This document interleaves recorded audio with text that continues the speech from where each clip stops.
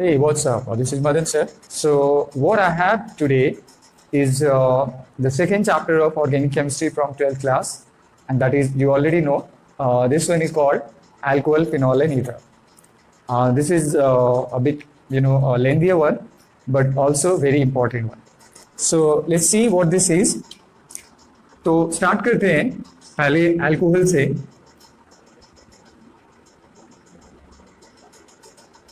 Alcohol है क्या? Alcohol एक कंपाउंड है जो बनता है. अल्कोहल इज ए कंपाउंड जो बनता है किसी भी एल्केन में हाइड्रोजन की जगह पे अगर हाइड्रोक्साइड आयन ले लेते हैं तो compound formed by replacing hydrogen from alkane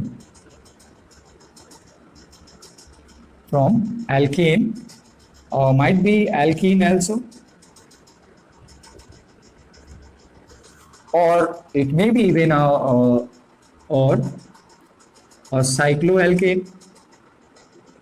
cycloalkane and at the same time ये बेंजीन भी हो सकता है. सो बेंजीन को भी इंक्लूड करते हैं. तो अल्कोहल है क्या? अल्कोहल वो कंपाउंड है जो हाइड्रोजन को रिप्लेस करके बनता है by hydroxide group, by OH group, also called hydroxyl group. ठीक है, तो ये हो गया अल्कोहल. अब इसी तरीके से लेकिन इसमें खास बात क्या है कि बेंजीन वाले में थोड़ा डिफरेंट होगा. तो मैं बेंजीन हटा देता हूं ताकि आपको फिनॉल से रिलेट करवा सकूं.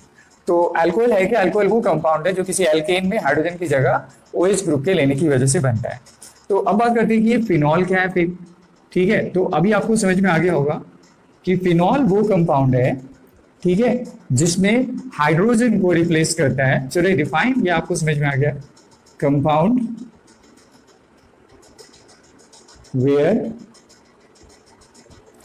Where hydrogen is replaced bye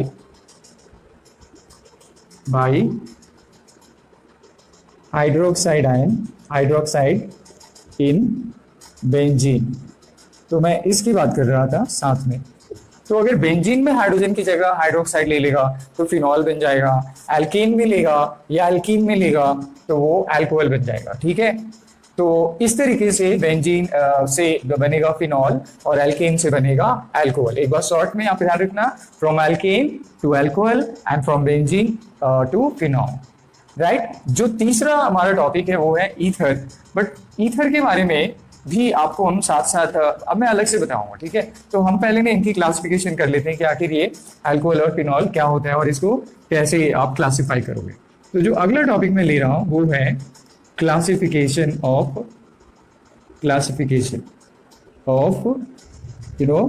alcohol.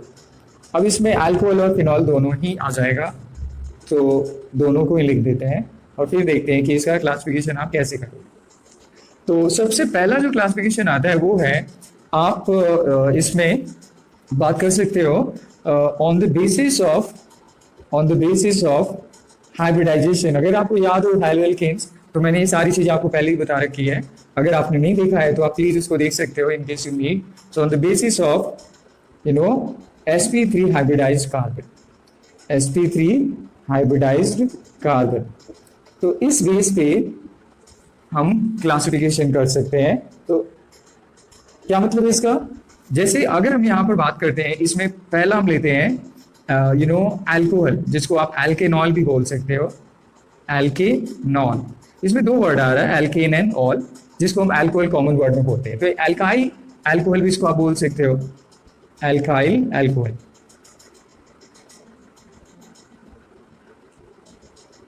ठीक है, अभी अल्काइल अल्कोहल क्या है, कैसे बनता है, कितने टाइप है.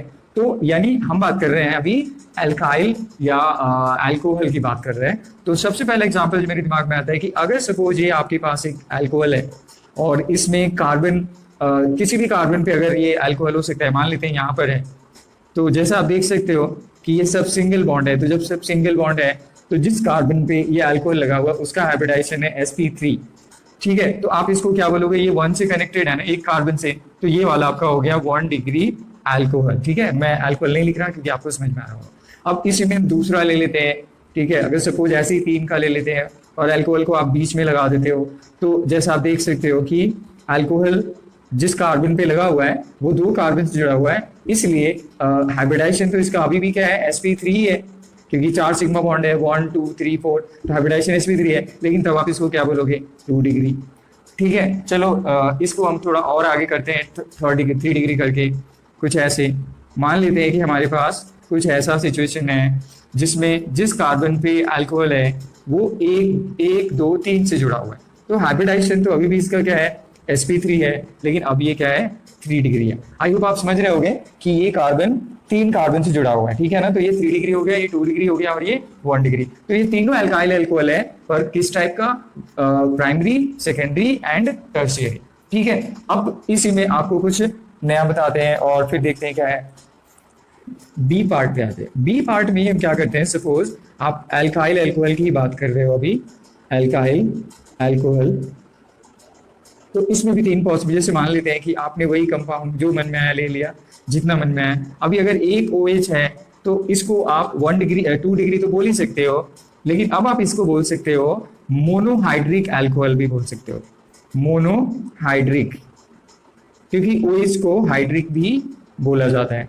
ठीक इसी तरीके से अगर ये इसी कार्बन कंपाउंड में आपके पास एक नहीं 2 जगह पे अल्कोहल ग्रुप लगा हुआ है, तो आप इसको क्या बोल सकते हो, डाईहाइड्रिक। तो ये बेसिकली क्या हो गया, डाईहाइड्रिक, डाईहाइड्रिक। तो इस तरीके से आप इसको क्लासिफाई कर सकते हो, डाईहाइड्रिक क्योंकि 2 बार है, ट्राईहाइड्रिक एंड सो ऑन। तो तीसरा क्या हो जाएगा, trihydric.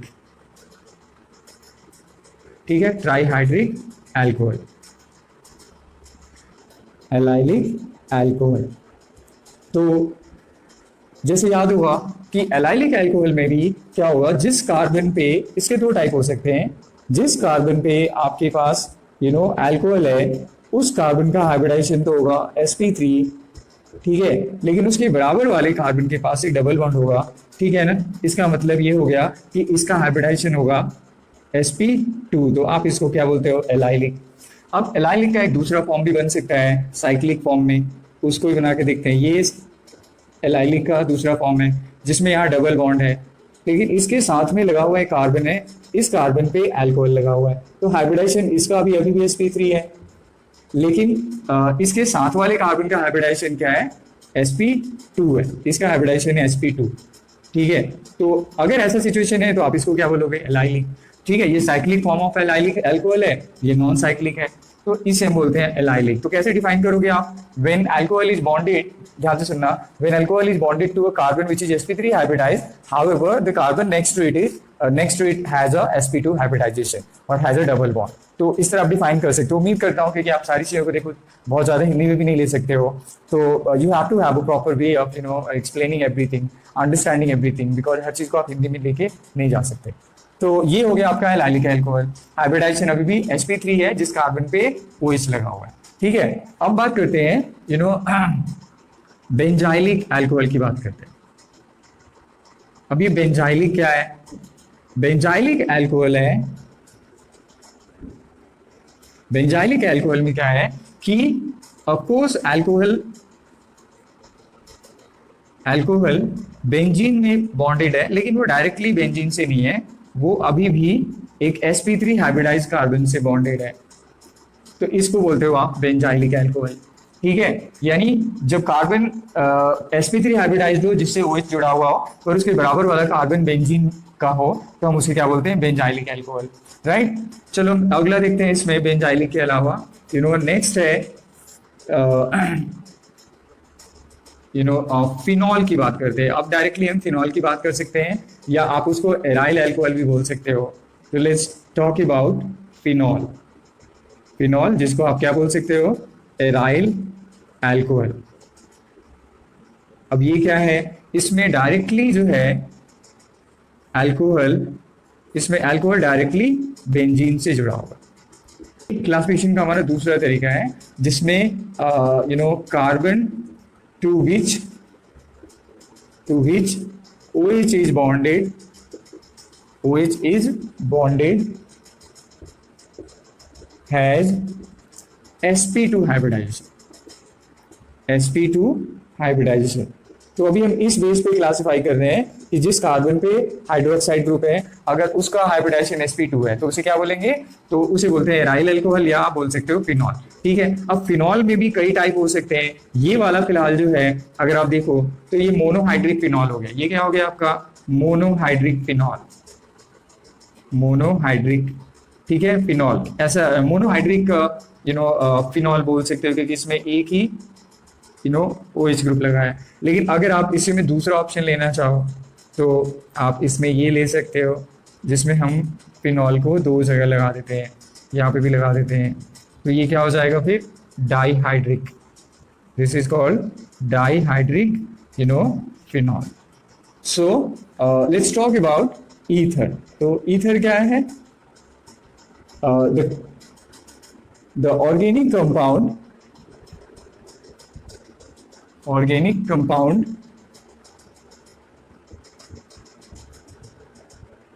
where oxygen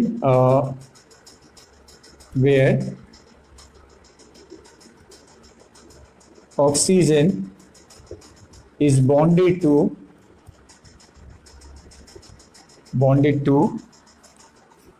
alkyl or aryl group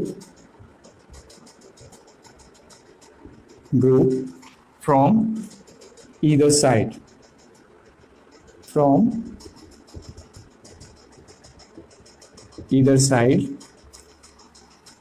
maybe same type, maybe same alkyl group,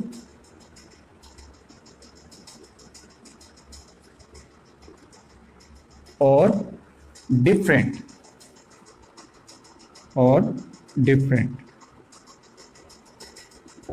ठीक है। तो एक बार डिफाइन करके देखो इसको है क्या। It is a class of organic compound where oxygen is bonded to alkyl group of either same type or maybe an alkyl group, or on other side there must be going to be some aryl group. So अगर हम इसको in brief करके देखें ये क्या है diagrammatically या structure के जरिए, तो alkyl ग्रुप ये हो सकता है R। तो अगर ये है तो ये भी एक ईथर हुआ। दूसरा ऐसा भी हो सकता है कि ये वाला alkyl ग्रुप से डिफरेंट हुआ, तो ये भी हो सकता है ईथर। और तीसरा ऑप्शन ये है कि आप इसमें ये ऐसे सिचुएशन में भी डाल सकते हो। तो आई होप समझ गया कि ये वाला अल्काइल ग्रुप क्या हो गया, सेम हो गया, ये वाला अल्काइल ग्रुप क्या हो गया, डिफरेंट हो गया, और इसमें एक अल्काइल ग्रुप है एक एराइल ग्रुप है। ये तीनों ही कंडीशन में जो कंपाउंड है इस कंपाउंड को हम बोलते हैं क्या है, ईथर है, राइट। लेकिन अब इनको दो टाइप में बांट दिया गया है, ठीक है। तो हम यहाँ पे बात करते हैं टाइप्स ऑफ ईथर के बारे में कि ईथर दो तरह के होते हैं। पहला जो है वो है सिमेट्रिकल ईथर, सिमेट्रिकल ईथर। अब ये सिमेट्रिकल को डिफाइन करते हैं, फिर इसमें आपको बताता हूं कि ये कौन सिमेट्रिकल कौन सा अनसिमेट्रिकल है। when on both side of oxygen the alkyl or aryl group are same or similar, ठीक है। तो इसका मतलब क्या है कि ये वाला हमारा सिमेट्रिकल हो गया, ये वाला क्या हो गया, सिमेट्रिकल। पता नहीं मैं स्पेलिंग फिर से गलत तो पिन कर रहा। सिमेट्रिकल ईथर ये वाला हो गया, क्योंकि इसके स्ट्रक्चर कंपाउंड के अगर प्रेजेंटेशन में देखिए तो ऑक्सीजन के दोनों तरफ का अल्काइल ग्रुप क्या है, सेम है। ये अल्काइल ग्रुप क्या है हमारा, दोनों हमारा सिमिलर है। तो सेम होने की वजह से क्या हो गया, ये सिमेट्रिकल हो गया।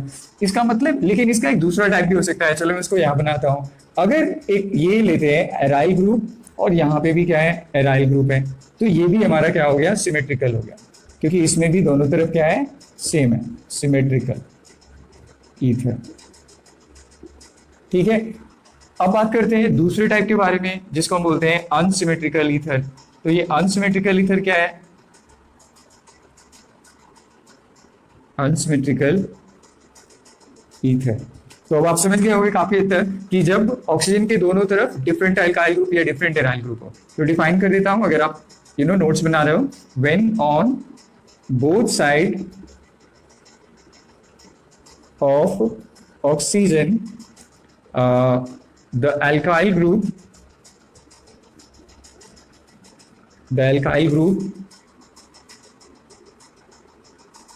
or aryl group are different। तो अगर ऑक्सीजन की दोनों तरफ का अल्काइल या एराइल ग्रुप क्या है?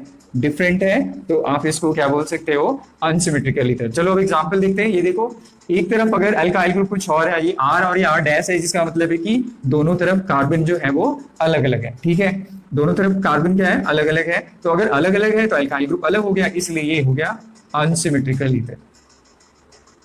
Unsymmetrical ether. चलो इसको देखते हैं। इसमें तो डेफिनेटली डिफरेंट है, एक तरफ अल्काइल है, दूसरी तरफ एराइल है, तो ये भी हमारा क्या हो गया? Unsymmetrical ether. Unsymmetrical ether. ठीक है, तो इस तरीके से ईथर को आप दो कैटेगरी में बांटते हो। ईथर के दो टाइप हो गए, सिमेट्रिकल और अनसिमेट्रिकल। सिमेट्रिकल में ऑक्सीजन के दोनों तरफ आप सेम टाइप ऑफ अल्काइल और एराइल ग्रुप देखते हो, लेकिन अनसिमेट्रिकल में दोनों तरफ क्या होता है? डिफरेंट होता है। ईथर क्या है? ईथर एक वो ऑर्गेनिक कंपाउंड की क्लास है जो जिसमें ऑक्सीजन एक फंक्शनल ग्रुप की तरफ काम करता है। ठीक है, इसको हम एल्कोक्सी ग्रुप भी बोलते हैं या एराइलॉक्सी भी बोलते हैं।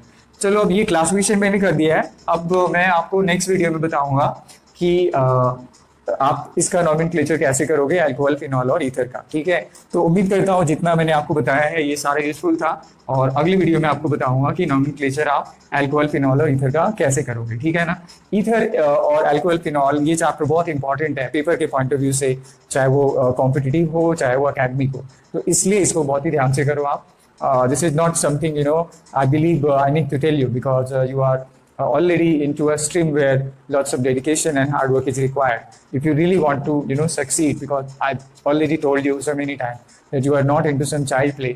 This is something like you create something, so you are in a stream where creation is the basis of the fundamental of the stream. So in order to create you need dedication and hard work. So I would say pay really close attention to everything you are coming across something going to be useful, right? So I'm not going to tell you that that similar kind of thing, but like I said, dedication and honesty बहुत important है, इसको आप maintain करो और इसके according आप अपना कुछ क्रिएट करो। इस क्रिएशन तक जाने के लिए आपको इन बेसिक चीज़ों से होकर जाना पड़ता है। ठीक है, तो उम्मीद करता हूँ आज का वीडियो सक्सेसफुल रहा होगा, आपके लिए यूजफुल रहा होगा, मेरे लिए सक्सेसफुल, आपके लिए यूजफुल। और आप डेफिनेटली कमेंट करके बताना कि क्या अच्छा क्या बुरा था, हो सकता है बुरा भी हो, क्योंकि मुझे तो खुद ही लगता है।